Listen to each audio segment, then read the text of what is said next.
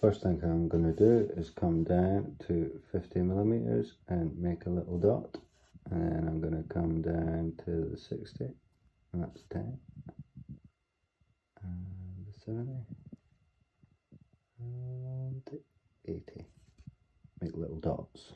Now lining up my ruler, I'm going to roll my pencil lightly along, rolling it as I go. Now I've got 3 really light lines, all equally 10 millimeters spaced apart.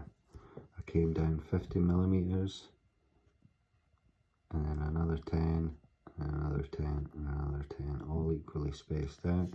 You can see my dots there. It might have been a bit too hard. You can just see these lines and no more. These are construction lines.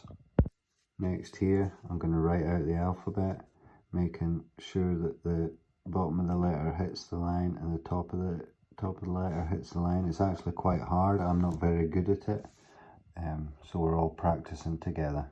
Critiquing it a bit, I'd maybe say they start out smaller and end bigger.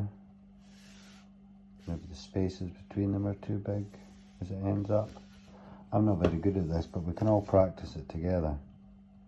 Next I've come down another 50 millimeters and I've done a dot, and then I've come down 7 millimeters and then 7 and then another 7.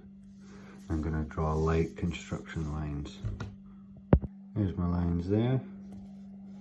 They'll look okay, but I think this one's just a tad too high.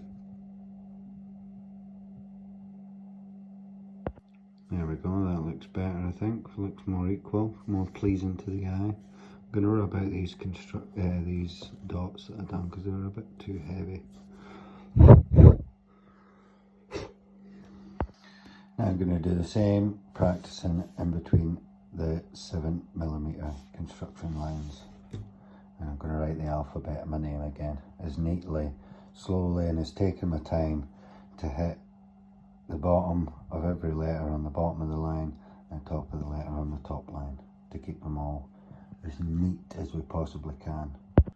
There you go, there's mine. I think there's a few ways I could improve it. I might do another one.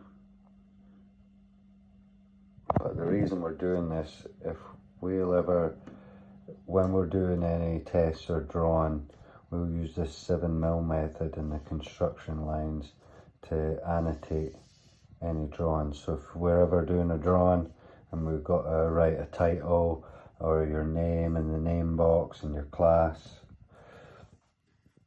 what the drawing is, then we'll use this method of 7mm and draw our letters out like that as neatly as we can. As I say, I'm not very good at it. Maybe some of you are even better than me. But this is the method we're going to use for annotating all our drawings.